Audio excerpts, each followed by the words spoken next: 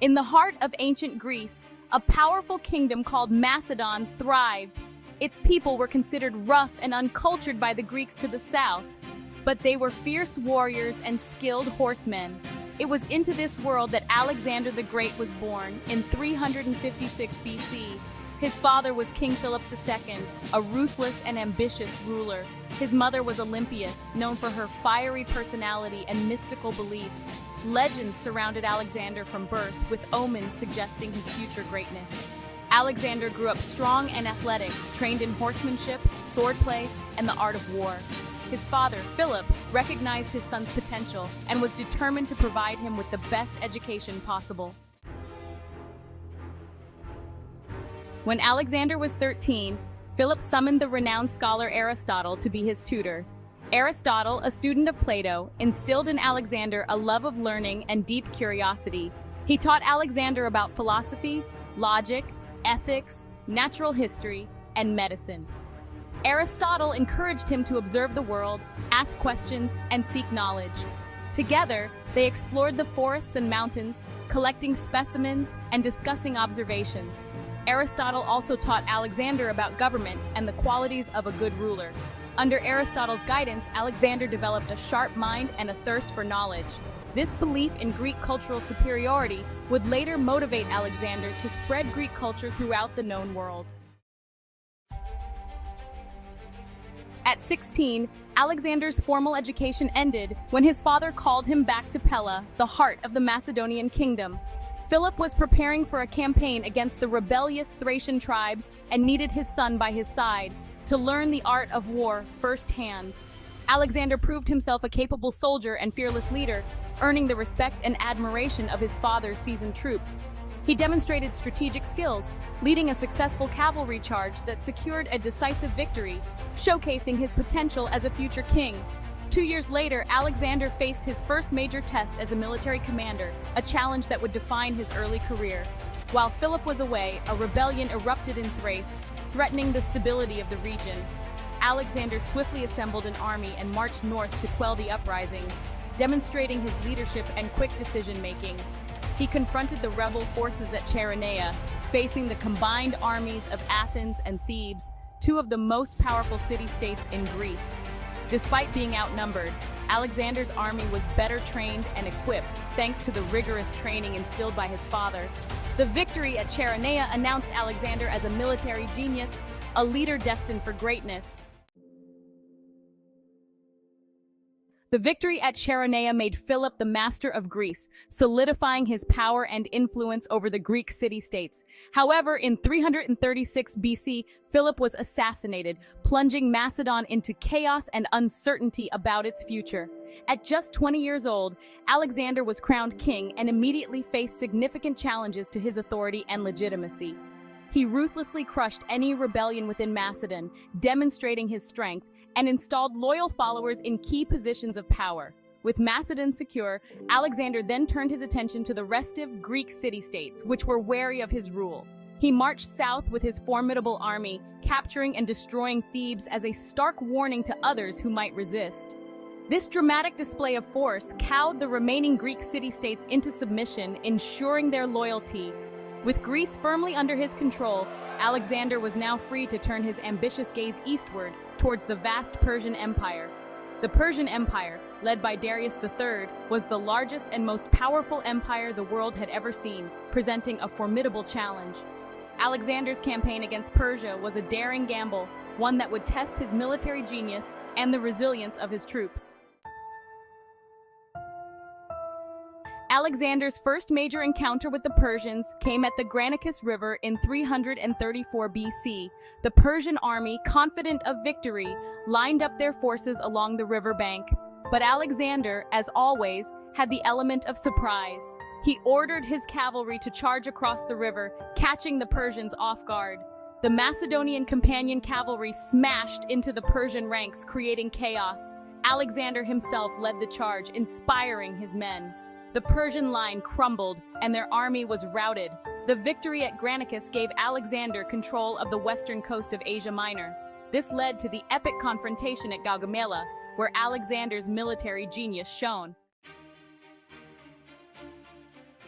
The Battle of Gaugamela was a decisive victory for Alexander. It effectively ended Persian resistance in Mesopotamia and marked the beginning of the end for the Achaemenid Empire. Alexander captured the Persian capitals of Babylon, Susa, and Persepolis, acquiring vast wealth. But his ambition did not end with the conquest of Persia. He pushed eastward, determined to reach the ends of the earth. His army marched through Persia, crossing the Hindu Kush Mountains into India. They fought their way through modern-day Afghanistan and Pakistan, battling fierce tribes. Finally, after a grueling battle against the Indian king Porus, Alexander's troops refused to go any further. With a heavy heart, Alexander agreed to turn back. Alexander's conquests spanned continents, creating one of the largest empires in history. He sought to create a new world order where Greek culture flourished alongside Eastern traditions. Alexander encouraged his soldiers to take wives from the conquered populations, hoping to create a new hybrid culture.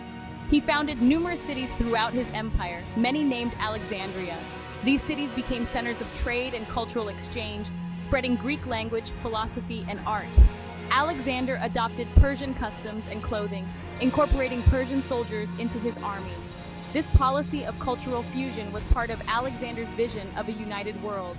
He believed that blending Greek and Eastern traditions would create a stronger civilization. Alexander's reign was marked by relentless ambition and military brilliance.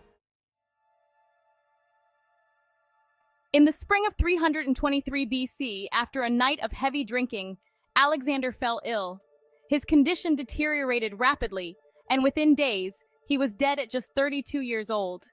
The exact cause of Alexander's death remains a mystery, with theories ranging from poison to typhoid fever. Whatever the cause, Alexander's death sent shockwaves through his vast empire.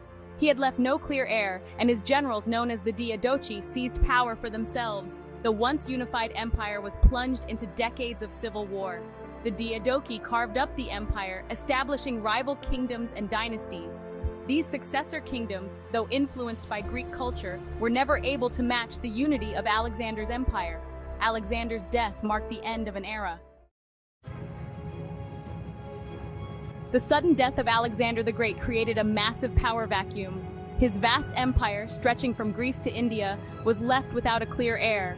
Alexander's generals, battle-hardened and ambitious, saw an opportunity to seize power. Thus began the wars of the Diadochi, the successors. The empire was carved up and fought over, with each general vying for power. Ptolemy claimed Egypt, establishing the Ptolemaic dynasty. Seleucus secured control of the eastern satrapies, forming the Seleucid Empire. Antigonus gained control of Macedon and Greece, establishing the Antigonid dynasty.